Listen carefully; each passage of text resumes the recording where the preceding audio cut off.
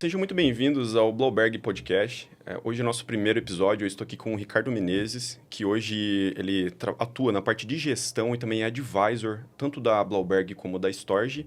E hoje nós vamos bater um papo aqui sobre gestão e eu vou assumir um papel que eu já tive no passado, que seria o papel do instalador de HVAC. Porque eu me lembro dos desafios que eu tinha nessa época como instalador e todos os problemas que eu tinha e a falta de experiência como gestor. E hoje eu vejo uma série de ferramentas que também podem ajudar esse instalador. Então, seja muito bem-vindo, o Ricardo. Obrigado. E se pudesse apresentar aí para o pessoal que não te conhece. Maravilha. Obrigado pelo convite, prazer estar aqui. Eu sou o Ricardo, tenho 40 anos de idade, apesar dos meus vários cabelos brancos. Eu trabalho como advisor já tem algum tempo, fui diretor de empresas durante bastante tempo, tive uma carreira internacional, trabalhei na Austrália, trabalhei na Argentina, fui responsável por implantação de escritórios nos Estados Unidos, África do Sul, então tenho uma carreira executiva bastante relevante e depois de um determinado tempo eu resolvi começar a ajudar outros diretores de empresa, principalmente donos, na verdade, né? Porque quando você vai para grandes corporações, a realidade ela é um pouco diferente. Uma coisa é você lidar com pessoas que estão empossadas de uma responsabilidade numa grande organização, outra coisa é você lidar com o dono.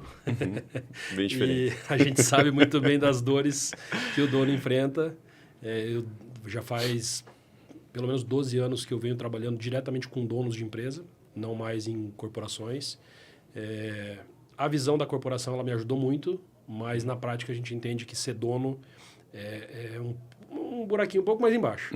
E a gente precisa ter algumas adaptações aí do que o mundo corporativo prega como máximas e que quando a gente vem para o ambiente de empresas médias, a gente entende que existe um desafio um pouco maior. Porque, principalmente estando com o dono, a gente percebe isso. O nível de peso, de responsabilidade é muito maior do que ser um diretor.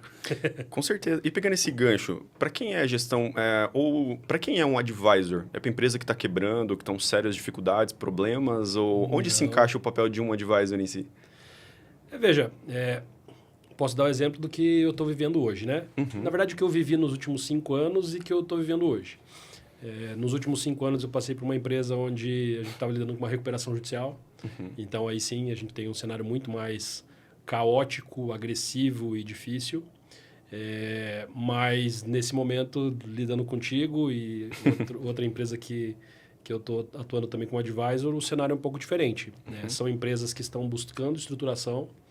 Em alguns casos, a gente tem perspectivas muito grandiosas. Em outros casos, a gente tem uma situação de caixa um pouco mais confortável, em outra mais estressado. Claro que cada empresa tem o seu desafio, mas a gestão definitivamente é para todos. Uma empresa quebrada sem gestão, ela quebra mais rápido. Uma empresa que está em boas condições hoje de caixa, em 4, 6 meses, tudo isso pode ruir.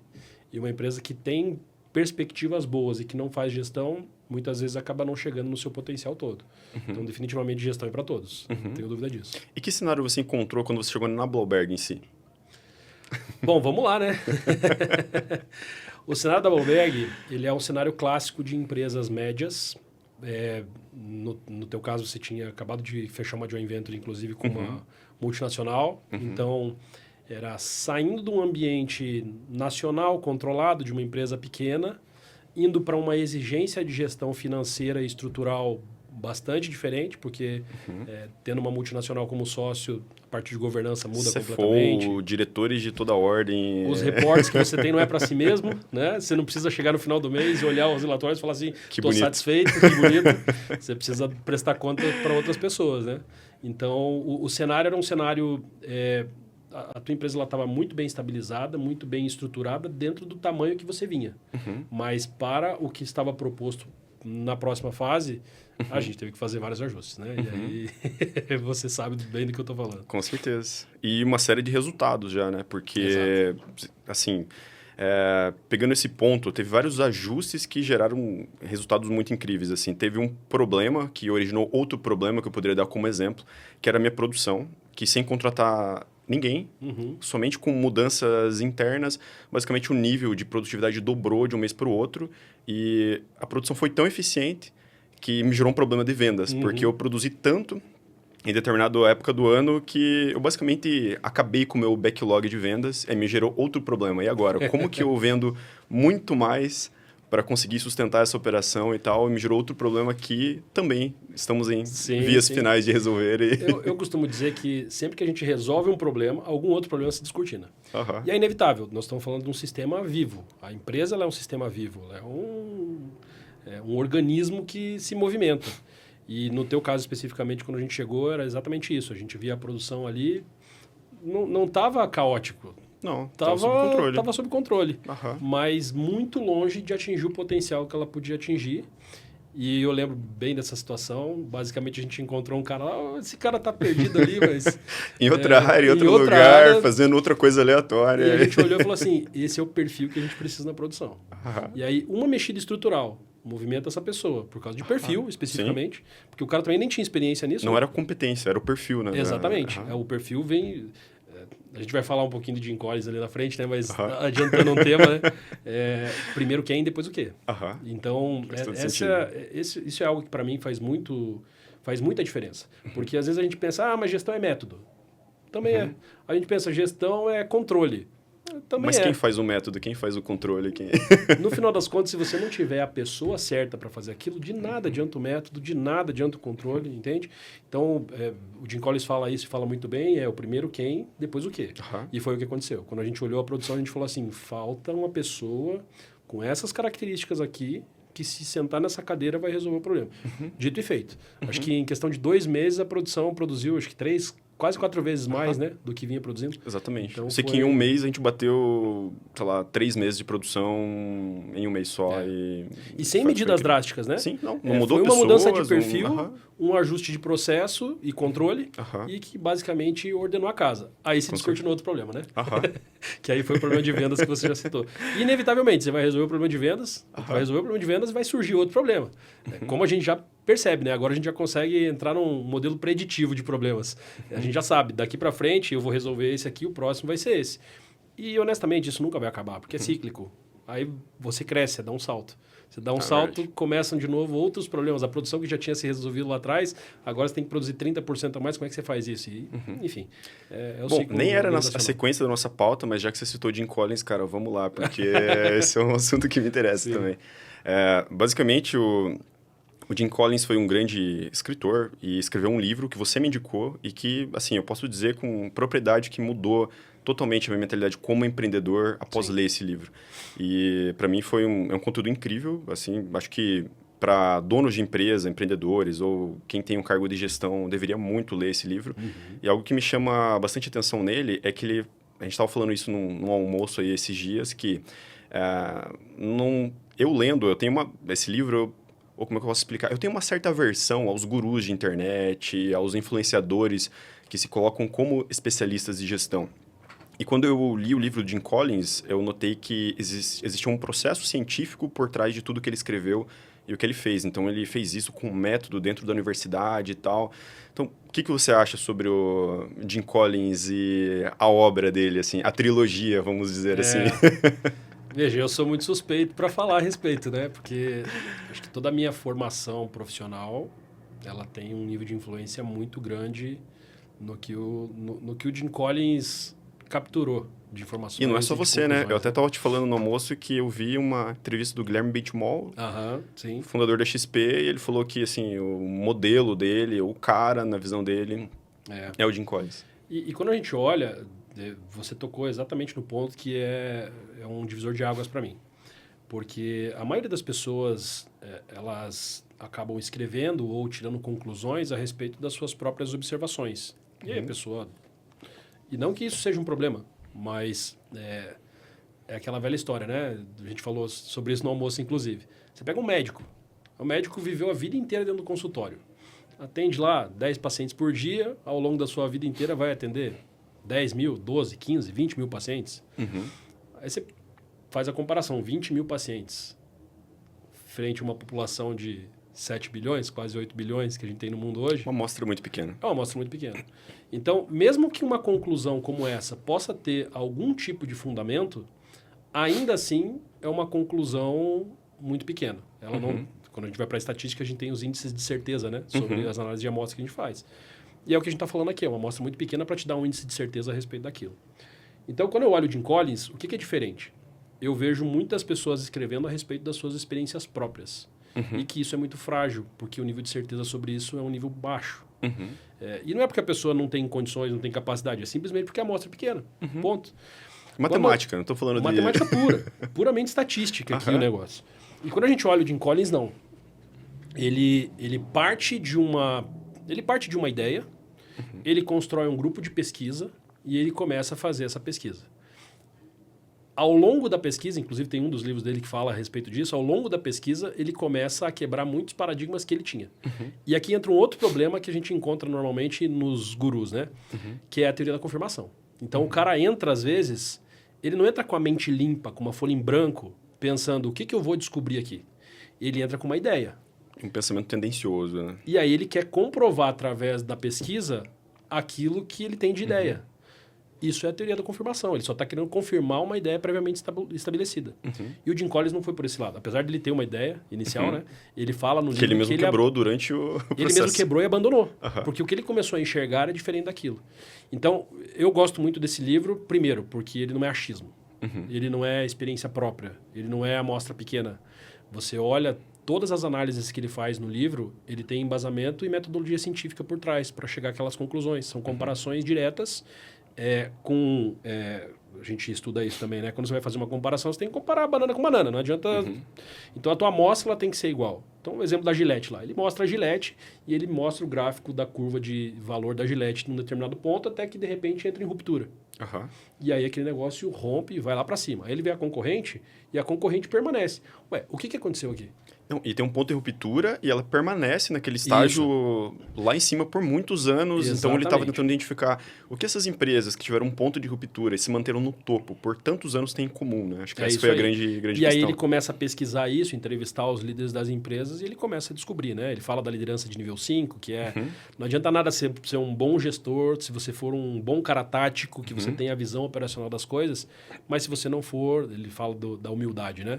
Humilde, inclusive, para você abrir mão desses paradoxos, ou aceitar o paradoxo, abrir mão das convicções, aceitar o paradoxo e, no final das contas, mudar a sua conclusão. Então, o bom líder não adianta nada você ser um baita gestor, você ser um cara que domina tudo, conhece de tudo, se na prática, no dia a dia, você não tiver flexibilidade cognitiva e humildade para reconhecer que às vezes estava errado. Simples. E aí você ajusta aquele negócio. Então, enfim, o Jim Collins, para mim, é uma... Tudo que eu vejo do Jim Collins é uma aula, né? Então, inevitavelmente, isso se tornou muito forte na minha carreira e guia muito daquilo que eu penso e o que eu faço hoje em dia. Com certeza. E só para, então, dar um spoiler do livro, Liderança de Nível 5, um conceito sensacional, fundamental. Outro conceito muito interessante é a teoria do porco-espinho, né? Que é você achar o que move o seu negócio, porque, enfim, você precisa ganhar dinheiro, você precisa fazer... isso precisa render de certa forma, mas também tem o ponto de no que você consegue ser o melhor. Né? Isso eu acho que é bem interessante. E o terceiro ponto é o que move a sua paixão, né? No que te apaixona no seu trabalho. Quando você consegue encontrar esses três pontos, né? Intersecção esses três pontos, ele dá... por exemplo, faz a analogia do porco-espinho da raposa, né? Então, a raposa é extremamente inteligente, fica tentando como pegar o porco-espinho, que só faz uma coisa bem, é se defender. Então, assim, é aquela coisa constante, eu me fecho aqui e honestamente, eu vi várias dessas analogias no meu negócio em si. Porque, por exemplo, quando eu migrei da Storage instaladora, então você imagina a seguinte situação. Eu era uma instaladora que eu fazia manutenção, projetos, instalava, prestava muito serviço para construtoras e também fabricava. Só que a fabricação era um pequeno parte do meu negócio. E eu já havia me consolidado dentro de grandes construtoras como instalador. E eu acabei abrindo mão de tudo isso, porque o que eu fazia de melhor era inovar. Por que as minhas soluções, né, que a Storage idealizou, por exemplo, deram tão certo? Eu tinha coisas inovadoras no meio disso. Então, mas foi uma decisão difícil, porque você imagina, eu tinha uma empresa, de certa forma, consolidada e tal, mas hoje eu vejo que foi uma das decisões mais acertadas, porque Mesmo naquela época, eu iniciando a Storge num cenário de fragilidade, porque eu estava concorrendo com empresas que tinham 30, 40, 50 anos no mercado de ventilação, e eu basicamente não tinha estrutura, não tinha investimento, não tinha absolutamente nada, mas eu tinha uma coisa que eu fazia muito bem, que era inovar dentro dos meus produtos. Então, assim, tanto que esse é, acho que o meu conceito do porco espinho até hoje. E eu vejo que mesmo as empresas com 30, 40, 50 anos de história, até agora não conseguiram chegar nas mesmas soluções, porque não é o que eles fazem de melhor. Eles têm outras qualidades, mas não é. Então, assim, eu acho que isso fez muito sentido dentro do meu contexto. Eu consegui visualizar isso e fazer essa correlação com o meu negócio, que eu acho muito interessante. Eu lembro do nosso primeiro almoço. E que a gente começa a conversar, foi o quê? Umas 2 horas de papo, né? E que aí a gente chega num entendimento de que você estava olhando muitas coisas e que, na verdade, você precisava focar em algumas coisas que eram aquilo que te movia e que está muito relacionado a isso, né? Hoje a gente discute claramente essas questões, aonde o Lennon vai focar como CEO, né? E isso é um papo que tem que acontecer em todas as organizações. Se você pensa como organização, o conceito do porco espinho é o que aquela organização pode fazer e que ela faz melhor, que é o motor financeiro dela e que é o motor de paixão dela. Mas você pode trazer isso para a vida pessoal também e para a tua atuação dentro da empresa, pessoalmente. O que eu faço de melhor, E aí a gente tenta sempre levar para aquele lado. Se essa é a teoria do porco espinho aplicada a uma competência minha, então ótimo, eu vou focar nisso aqui. Se não é, eu vou delegar. Eu vou ter pessoas capazes, competentes, para conseguir delegar essa situação. A gente precisa entender que a gente é humano e que a gente é finito. O nosso recurso é finito, nossa capacidade é finita, ninguém sabe de tudo, ninguém domina tudo, e no final das contas a gente precisa saber o momento de isso aqui eu pego, isso aqui eu domino, isso aqui eu delego e outra pessoa toca. Com certeza. Eu acho que trazendo para a realidade de instaladores também e de empresas de pequeno porte, isso é fundamental, porque a gente vê o dono se sobrecarregando muitas vezes e tentando lidar com todas as frentes simultaneamente sem ajuda. A grande verdade é que algumas coisas vão dar certo, outras não vão, porque, de novo, o nosso recurso é finito. Então, quando a gente fala de porco espinho, a gente está pensando nisso também, né? Tem outro livro que eu sempre faço gancho, a gente já conversou sobre ele também, que é o Essencialismo. Esse livro ele fala a respeito do foco. Foca naquilo que você faz bem, foca naquilo que é o teu motor de paixão e foca naquilo que é o teu motor financeiro. A chance de você dar certo vai ser muito maior do que você ficar focando em várias outras coisas, né? A teoria do sniper e da metralhadora. Vai com um tiro certo e resolve o problema, ao invés de ficar dando tiro para tudo quanto é lado e não conseguir atingir lugar nenhum. Então... Com certeza. Isso eu vejo assim, de maneira muito clara no meu negócio. O que movia meu motor econômico eram as minhas soluções, então não era um produto em si. Onde eu tinha paixão era por inovar. Então, cara, soluções mirabolantes de automação que depois vieram produtos que hoje é um sucesso no mercado.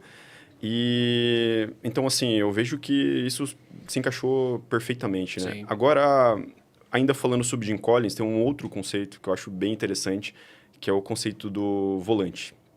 Então, isso foi uma realidade para mim, que foi algo que eu consegui correlacionar com a minha realidade hoje, quando surgiu esse problema do comercial. Porque eu nunca tive um problema de vendas, até, sei lá, poucos meses atrás. Porque, enfim, eu crescia muito, a minha empresa quase sempre dobrou de tamanho de um ano para o outro. Então, eu nunca tive nenhum problema nesse sentido. Mas chegou a um certo ponto que minha produção ficou extremamente eficiente e ninguém estava esperando isso. Aí esvaziou a fábrica, eu precisava encher a fábrica de novo, né? Então, o que é esse conceito do volante, como ele foi aplicado nesse sentido? O conceito do volante, ele diz que não existe bala de prata. Não existe algo que eu vou fazer, um curso que eu vou comprar, uma coisa grandiosa que eu vou fazer que, bom, semana que vem eu estou arrebentando no mercado e resolvi todos os problemas. Mas são uma série de pequenos esforços somados que fazem girar esse volante extremamente pesado, né? E quando eu entrei nesse desafio, então, de vendas, então, que eu comecei a me dedicar a isso, porque não era uma questão para mim, eu nunca nem sabia o que estava acontecendo dentro do setor comercial. Honestamente, eu não fazia ideia do que fazer. Assim, é uma campanha, é algo que eu tenho que fazer na internet, eu preciso visitar mais, eu preciso contratar mais. Não tinha nenhuma pista em relação a isso. Mas eu comecei a parar as arestas em tudo que eu conseguia. Então, se eu vou fazer uma proposta, eu vou fazer a melhor proposta possível.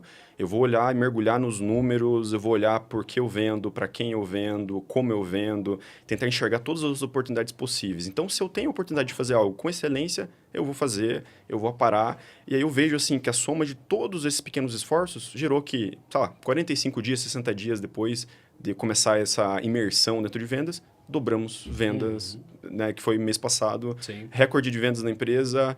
E a nossa média foi, referente à nossa média, né? Pegando ela como base, nós dobramos vendas no mês passado. E se você perguntar para mim, tá, mas o que você fez de tão diferente? Eu não sei dizer uma coisa.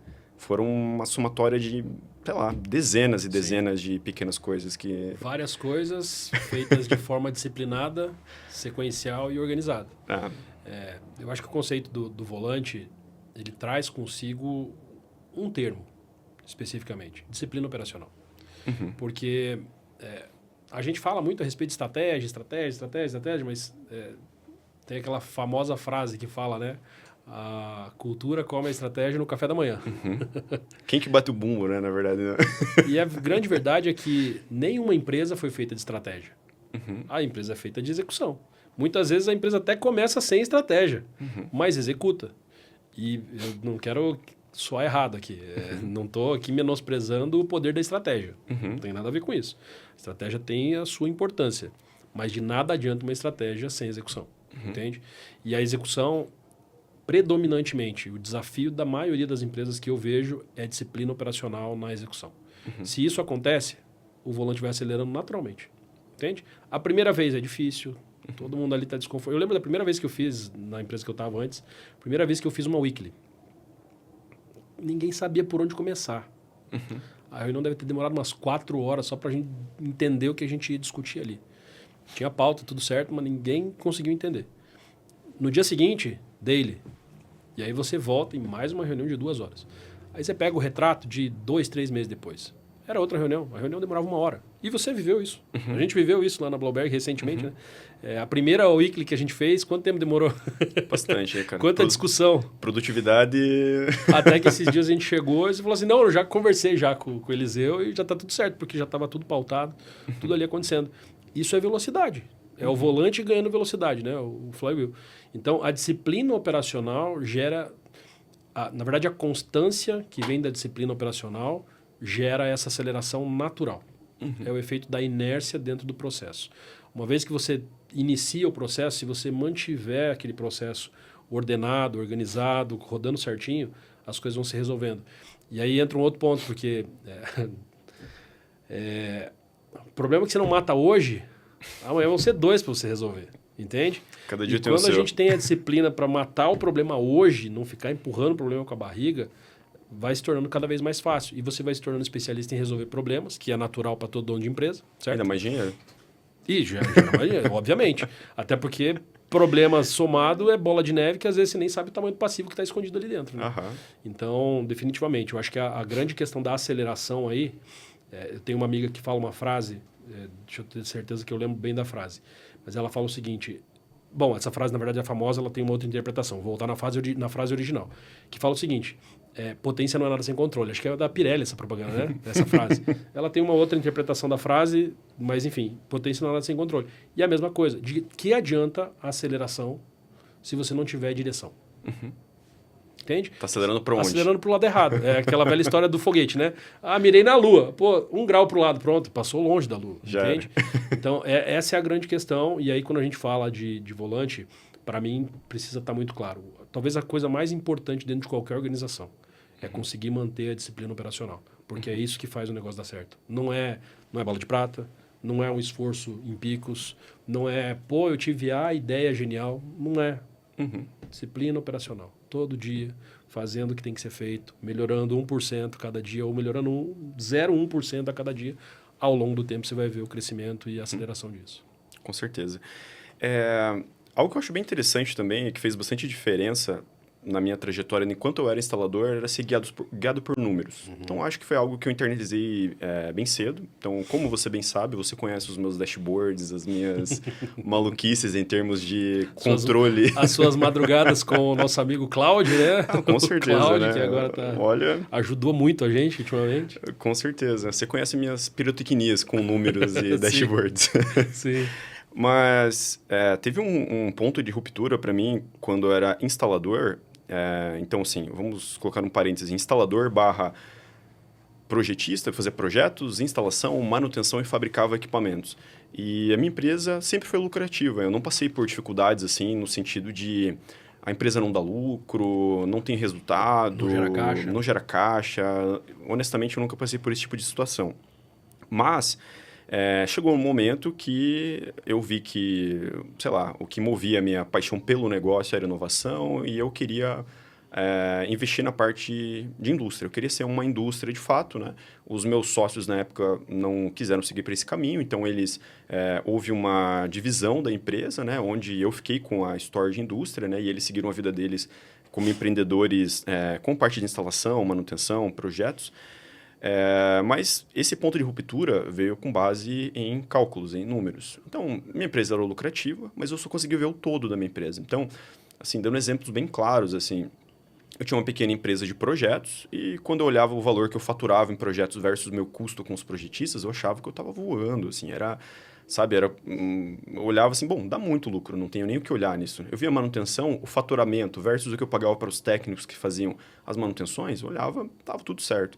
Aí, certo dia, eu decidi, bom, eu vou separar todos os centros de custos, todos os dados, os números, olhar para tudo isso, vou calcular a margem de contribuição, ponto de equilíbrio para cada um dos setores individualmente e quando eu chego no final dessa conta, eu olho que naquele contexto, onde eu tinha uma estrutura muito grande para aquilo e tal, projetos dava pouco lucro, manutenção dava pouco lucro, e aí a parte de obras e mais industrialização sustentava o resto da operação. Então, para mim, aquilo já não fazia sentido, porque os dados estavam mostrando para mim, ó, o caminho que está crescendo em termos de volume, em termos de margem e tudo o resto é esse aqui. Mas eu vejo que nem todo empresário, de fato, tem um controle sobre os números, sobre os dados e faz essa conta. E eu entendo que é difícil mesmo, porque você imagina para um instalador de HVAC, cada projeto é um projeto diferente. O duto é diferente, a dimensão, a especificação do ventilador e tal. Então, ter o controle sobre isso, ele de fato não pode ser não ser tão simples. Hoje em dia, talvez com tudo isso que nós temos agora de recursos com inteligência artificial e tudo o restante pode se tornar mais fácil. Mas quando eu olhei aqueles números, cara, não consegui nem dormir assim. Eu olhei aqui e falei, nossa, não, para onde está indo a minha direção? E assim, eu abrir mão daquela empresa naquele momento, para mim, foi uma decisão difícil. Porque era uma empresa consolidada, sabe? Eu poderia simplesmente seguir ali, tocar o barco, a empresa não estava dando resultado. Mas, baseado no que eu via, de tendência, de projeção, de dados, eu olhei, verdade nua e crua, é por aqui que eu preciso seguir. Então, apertei a mão dos meus sócios e cada um seguiu o seu caminho e deu certo para todo mundo. Hoje, o meu sócio que tocava parte de serviços está lá com a empresa dele. Está bem, feliz, deu tudo certo. É o que ele faz de melhor. Ele não tinha nenhum interesse em ficar fabricando equipamentos. Então, eu acho que esse é um ponto importante. E até o próprio Jim Collins fala isso, né? E você olhar a realidade nua e crua dos dados, dos números, né? E tomar decisão baseado nisso, né? Não em achismo e... O paradoxo do Stockdale, né? Que ele traz. Então, de fato, eu acho que se você não for capaz de olhar os números, você acaba se apegando ao negócio, seja por paixão, seja por não ter outra coisa para fazer, seja porque dá muito trabalho começar de novo. Isso é um risco muito grande, porque a realidade dos fatos ela é expressada nos números. A gente costuma dizer que o caixa desconta tudo. Então, o caixa da empresa mostra a realidade do negócio. Se você acha que o teu negócio é bom pra caramba, mas o teu caixa não está mostrando isso, tem alguma coisa errada e você precisa entender os números para isso. Só que o que a gente percebe aí é a diferença entre o empreendedor e o administrador, né?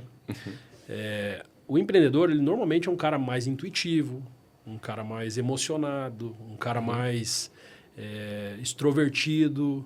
E esse cara é um fazedor de negócios. Porque para fazer negócio de fato, você precisa dessa perfil. característica. Esse é o perfil adequado para isso. Mas muitas vezes esse perfil joga contra os números. E eu digo joga contra os números porque nem todo empreendedor gosta de olhar número. Ele gosta de estar no almoço com o cliente, ele gosta de estar discutindo um projeto gigantesco, ele gosta de estar numa feira participando daquele negócio, mas normalmente quando precisa parar e dar uma olhadinha ali em 10 linhas de número, o cara não gosta. E eu entendo perfeitamente, acho que faz parte do jogo. Não à toa, as empresas muito bem sucedidas, elas têm uma tríade muito forte.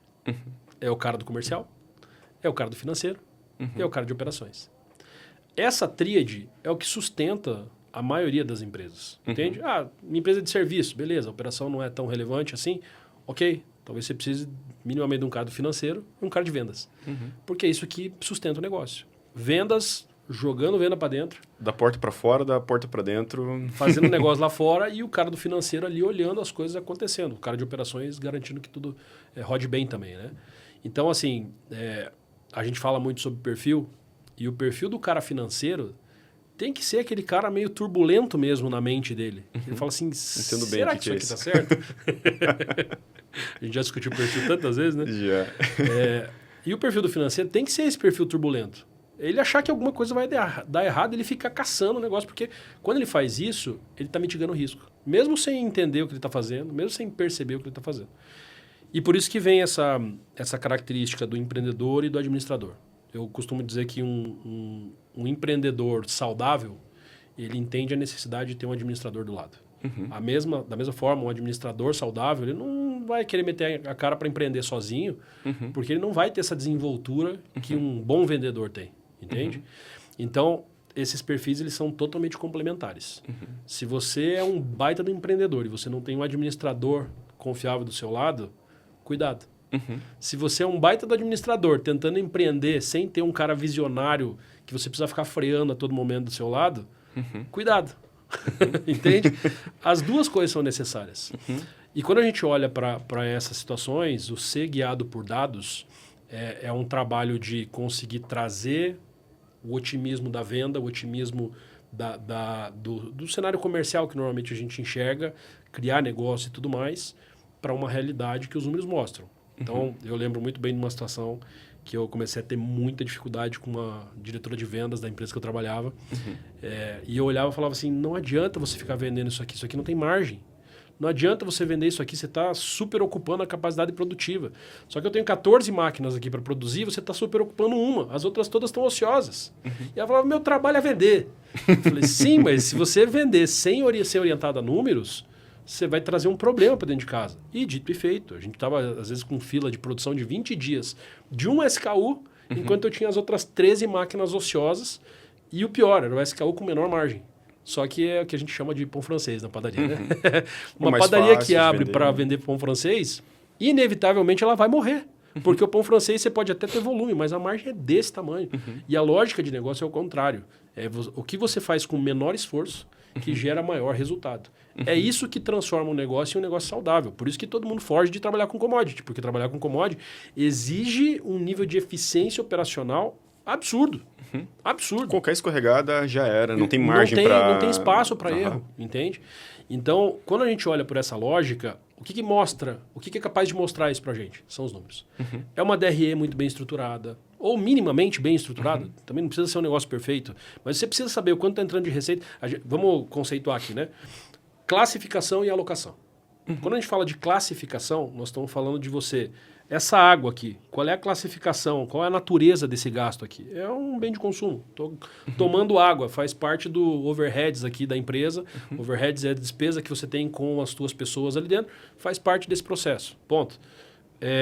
Se você é um cara de marketing e vai usar um celular, pode ser uma ferramenta. Então, isso aqui, a classificação disso pode ser uma ferramenta, pode ser um ativo imobilizado, seja o que for. Você tem um carro para o vendedor é ferramenta. Então, tudo isso define a natureza daquele gasto. Energia elétrica, telefone, luz, seja lá o que for.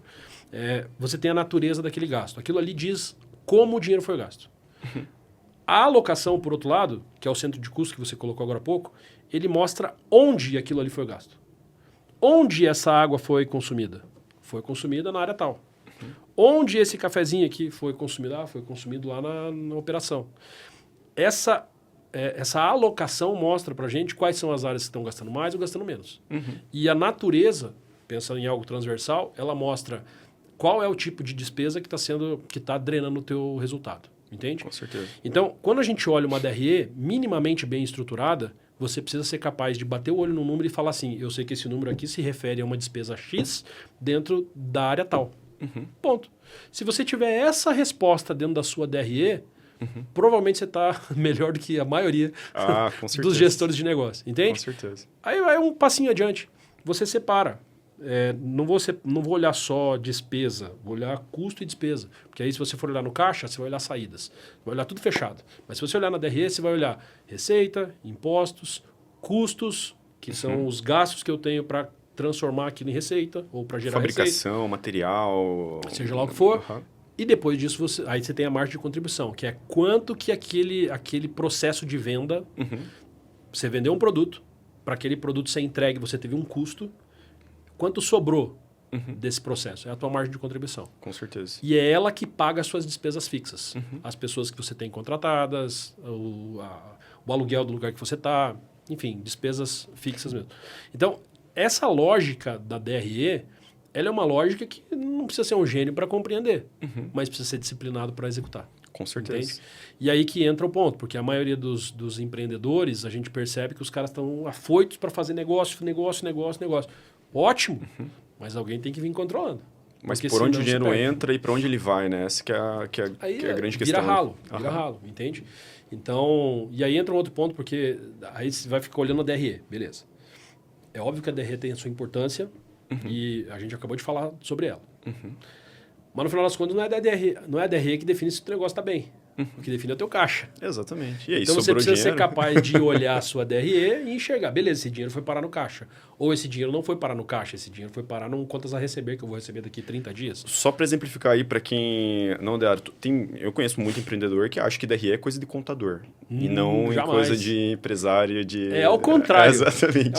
Se você falar assim, o balancete, coisa de contador, beleza. Olha, apesar mas de que a própria estruturação balancete, do balancete te dá muita visão. Se você souber olhar um balancete com a visão de DRE, porque na prática, se você somar as contas do balancete, você vai ter uma DRE.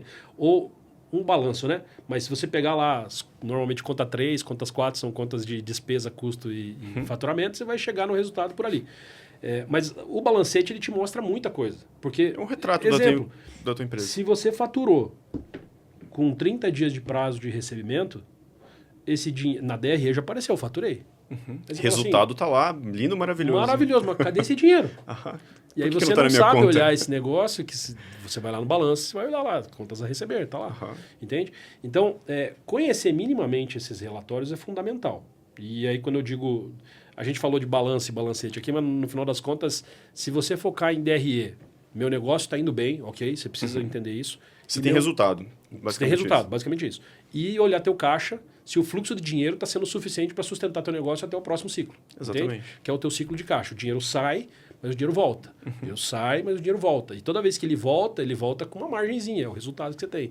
A DRE te mostra o quanto vai sobrar depois do ciclo fechar.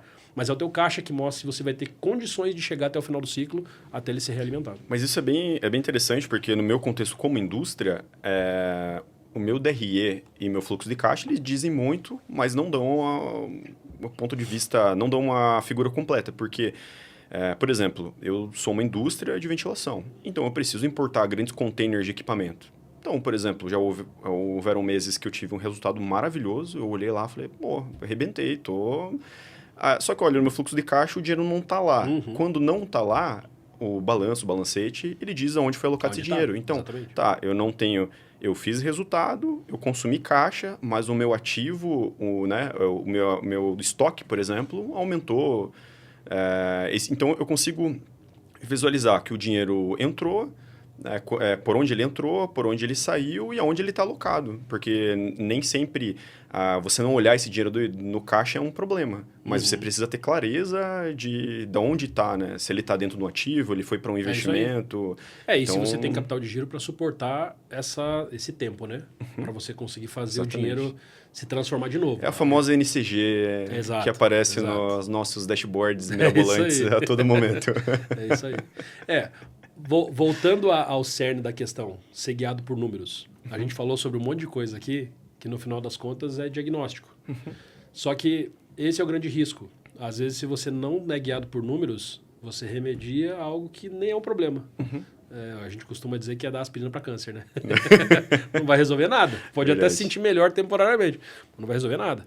Então, o número ele é diagnóstico. Você precisa ser capaz de ler os números para entender de fato onde está teu negócio. Caso você não consiga, você corre um risco de estar na Então, se a gente fosse resumir, tem um DRE bem estruturado, um fluxo de caixa muito bem estruturado. Isso é muito comum de o empresário ter resultado e isso não refletir no caixa. Então, talvez interpretar de fato um balancete, algo assim, ou pelo menos as linhas iniciais de um balancete possa ser muito importante. O balancete ele vai ser muito crítico para quem trabalha com estoque e fabricação. Ponto.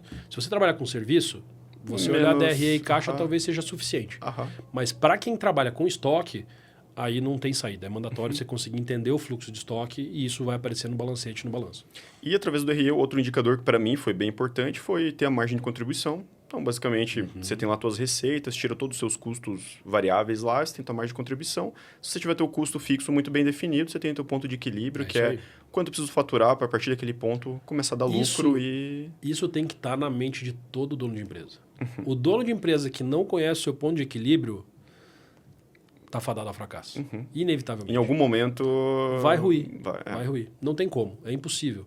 Então, você precisa conhecer muito bem a sua margem de contribuição, porque é ela que te dá o primeiro parâmetro, você falou muito bem. É o primeiro parâmetro do denominador do número, né? Então, se você pega o teu custo fixo, eu gasto 100 mil reais por mês. Quanto que eu preciso faturar? A minha margem de contribuição é 35%. Você vai dividir o seu custo fixo pela sua margem de contribuição percentual e você vai chegar no faturamento que você precisa ter. Minha margem é 35%, meu custo fixo é 100 mil reais por mês. Divide 100 por 0,35, você vai chegar exatamente no teu ponto de equilíbrio, na tua receita necessária. Nós não estamos falando de contas mirabolantes aqui. Não. Às vezes é só um raciocínio que precisa ser despertado. E isso faz muita diferença. Mas muita diferença. Eu lembro de um chefe um diretor de uma empresa que eu trabalhava, chefe é modo de dizer, mas no final das contas era muito interessante porque eu chegava nas reuniões com ele e a mesa dele era meio zoneada, assim. O cara não era um cara muito bem organizado. Mas o raciocínio matemático que aquele cara tinha era impressionante. Você começava a conversar com ele sobre qualquer coisa, ele fazia uma conta na cabeça dele e falava assim, não tá certo isso aí não. Como assim? O cara tinha um faro do... Aí ele pegava um papelzinho de pão e começava a escrever. E ótimo, esse cara era diretor financeiro de uma empresa. Ele tinha um raciocínio muito bom. Mas ele não era o cara mais estruturado do ponto de vista de planilha, de números e tudo mais. E era um baita de um diretor financeiro. Porque ele tinha consciência dos números. Então, hoje o termo que está muito usado para isso é ser data-driven, né? Direcionado por números. Fundamental. Fundamental. Mas aí, você não precisa ser o cara que entende todos os teoremas ou entende um monte de coisa. Não, você precisa saber para a sua realidade o que é relevante. DRE, você vai enxergar se o teu negócio é bom ou se ele não é. Se der resultado, ótimo. Fluxo de caixa, se você vai ter dinheiro para você aguardar o ciclo inteiro financeiro até que o dinheiro retorne para dentro do caixa. E aí, se você tiver essas duas respostas, você está talvez acima de 99% acima da média das empresas aí que estão que a gente vê no dia a dia. Bom, então a gente chegou no ponto inicial, porque também sem disciplina operacional, como que você vai ter esses números, né, com precisão, analisar um DRE e tudo isso que a gente mencionou, se não tiver lá alguém no dia a dia controlando, medindo todos esses processos, né, e tendo esses dados, né, de uma forma bem fidedigna. Então, eu acho que isso resume bastante de tudo que a gente conversou até aqui. Sem dúvida nenhuma. E ainda mais para empresas de pequeno porte ou de médio porte.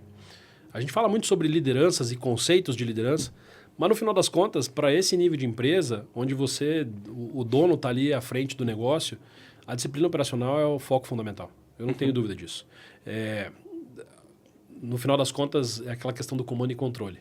E para você conseguir ter comando e controle sobre o que está acontecendo na sua empresa, você precisa de disciplina. Desde o dono até a pessoa que está lá executando o mínimo do detalhe. Ainda mais porque são poucas pessoas fazendo muita coisa. Então, se você não tiver disciplina operacional, você não sai do lugar. Seja no financeiro, seja no comercial, seja na operação, seja na venda. Não adianta, em qualquer lugar que você estiver, dentro da organização pequena e média, a disciplina operacional para mim é a chave para tudo. Bom, Ricardo, e para te encontrar, não sei, no seu LinkedIn, tem um contato contigo, como é que as pessoas podem te encontrar? Sim, é Ricardo Menezes, está lá no LinkedIn. Não vai ser muito difícil, tem minha foto lá, tá fácil de encontrar. Tem meu telefone lá também, tem meu e-mail, então todos os meus contatos estão abertos lá, fique à vontade. O que precisar, eu estou à disposição. Ricardo, muito obrigado pelo tempo aqui, pelo papo. Eu acho que agregou muito para mim e também creio que para muita gente que vai assistir esse podcast. Então, te agradeço muito a presença. E se você quiser acompanhar mais conteúdo sobre empreendedorismo, gestão, engenharia, comercial, siga a página da Blauberg, da Storge no LinkedIn, que nós pretendemos trazer muito mais conteúdos como esse e trazer pessoas como o Ricardo, que participou conosco aqui. Então, nos siga nas redes sociais, Blauberg Brasil, @Blauberg Brasil, @Storge Engenharia e o meu perfil, Lennon Pinheiro.